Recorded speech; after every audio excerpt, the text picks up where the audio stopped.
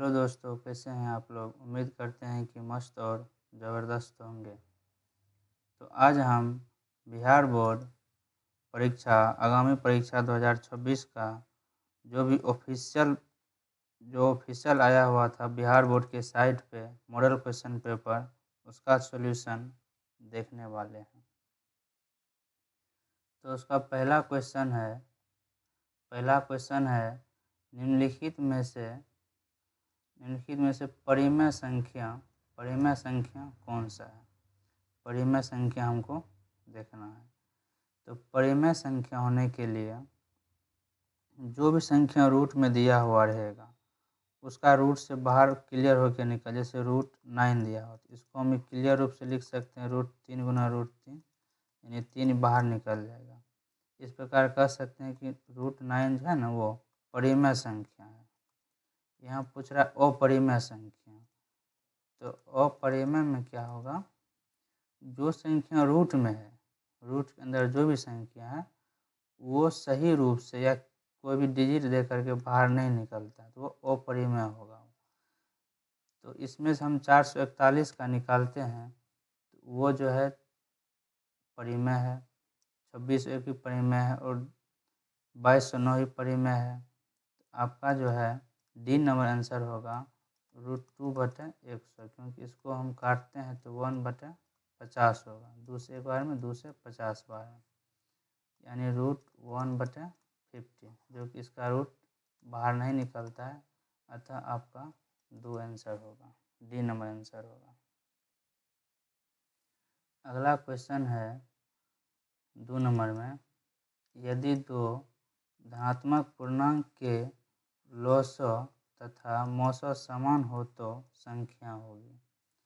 जिसका लॉसव और मौसव जो है वो बराबर होना चाहिए तो वो संख्या कैसा होगा। तो हम एक एग्जांपल लेके देख लेते हैं। जैसे 2 और 2 का हम लॉसव निकालते हैं।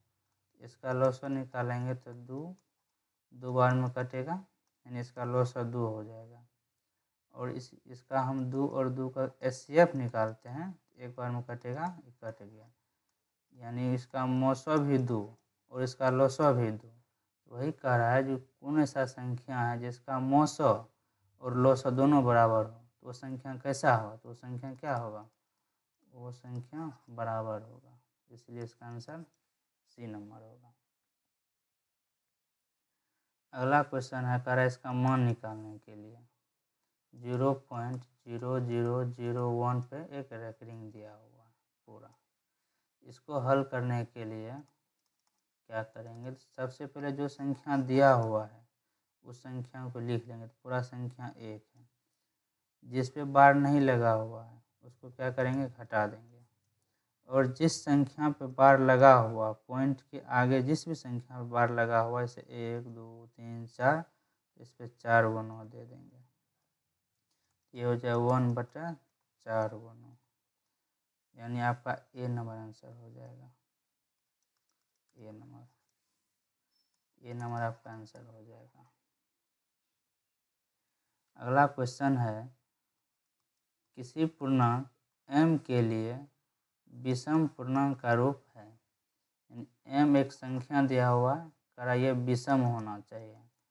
तो विषम होने के लिए क्या शर्त है, तो शर्त क्या है, जैसे m का मान हम जो है 1 लेते हैं तो फर्स्ट m है सिर्फ m, तो m 1। अगर m का मान हम 2 ले लेते हैं तो ये m बराबर 2 हो गया, जो कि ये क्या है, सम हो गया। कह रहा हर एक स्थिति में ये है ना विषम होना चाहिए। ठीक इसी प्रकार से हम 2 में लेते हैं m+1 तो 1 जोड़ 1 2 हो जाएगा। तो हम डायरेक्ट डी नंबर चेक करते हैं तो 6m+1 दिया हुआ है, इसमें m का मान 1 रखिए तो 6 गुना 1 + 1, ये हो जाएगा 7। फिर m का मान 2 रखिए तो हो जाएगा 6 × 2 + 1, ये 6 दूना 12 1 13 हो जाएगा। m का मान 3 रखिए, 6 × 3 + 1, ये हो जाएगा 19। यानी हर एक स्थिति में हमको ये विषम दे रहा है। इसका मतलब वो आपका आंसर ये डी हुआ। हर एक स्थिति में 6m+1 m का मान कोई भी चीज़ रखेंगे तो वो जो है विषम संख्या प्राप्त होगा हमको।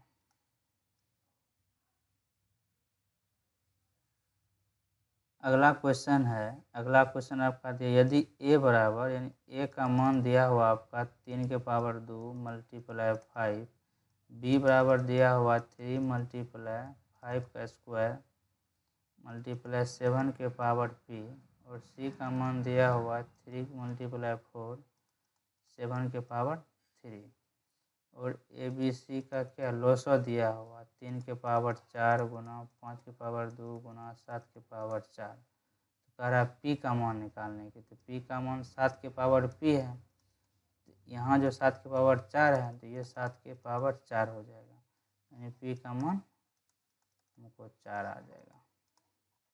डी नंबर आंसर आपका। इस क्वेश्चन का दोस्तों आप लोग SW में कमेंट में आपको जवाब देना है। करा 3 रूट में 3 और 81 का करा परिमेयकारी गुणक लिखने के लिए। अगला क्वेश्चन है 36 दिया हुआ 36x की पावर 5 वाई स्क्वायर, फिर 54x की power 4 Y cube, 90x power 6 Y 4। इसका करा मौसो निकालने के लिए, तो मौसो सबसे पहले हम 36, 54 और 90 का निकालते हैं। ये 18 बार में 18 दो बार में 3 बार में और 5 बार में, यानी आपका मौसो यहाँ 18 हो रहा है। और इस चर वाला में जिसका घात सबसे कम होगा वह आंसर होगा।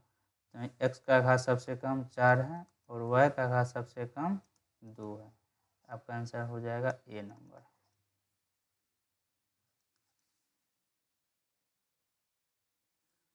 अगला क्वेश्चन है 1440 का करा फैक्टर निकालने के लिए।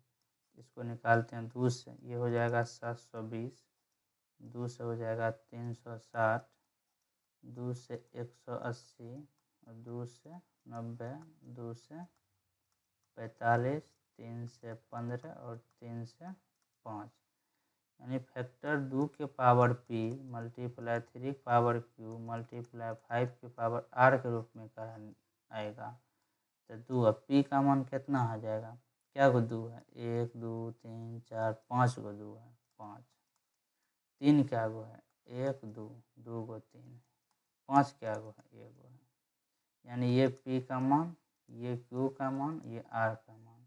तो पूछ रहा है p plus q minus r, p का मान 5, q का मान 2 माइनस 1, 5 2 7 माइनस 1, यानी 6 आंसर हो जाएगा, यानी ए नंबर आपका आंसर हो जाएगा। अगला सवाल है करा अशांत निकालने के लिए। अशांत निकालने के लिए रूल है हर में जो है जो भी संख्या आएगा उसका जब हम गुणनखंड निकालेंगे, उसके गुणनखंड में 2 के पावर n या 5 के पावर m इस रूप का होना चाहिए। अगर इस रूप का है तो वो शांत होगा, नहीं है तो वो अशांत होगा। अगर इसका नहीं होगा तो अशांत होगा। इसमें भी 5 के आ जाएगा, इसमें भी आ जाएगा। हम डायरेक्ट सी में निकालते हैं, 462 है, 2 से लगाते हैं 2 3 1, फिर इसमें लगाते हैं 3 2 5 3 1 4 2 6, इसमें अगर हम 3 से लगा रहे हैं 7 21 3 से, ये हो जाएगा 7 7 21 फिर 7, फिर हो जाएगा 7 से 11, यानी 2 3 7 11, यानी 4 को आ रहा है जो कि नहीं आना चाहिए। 2 और 5 के अलावा कुछ भी आएगा तो वो अशांत हो जाएगा, इसीलिए आपका आंसर जो है सी हो जाएगा। अगला क्वेश्चन, यदि n एक प्राकृतिक संख्या, n जो है वो नेचुरल नंबर है, तो कह रहा है 9 के power 2n minus 4 power 2m सदैव विभाज्य होगा। विभाज्य करा होना कि डिविजिबल किससे है, इसको हम लिख सकते हैं 9 के पावर 2 और n को हम हटा देंगे, 4 के पावर 2 और n को हम साइड कर देते हैं फिलहाल के लिए।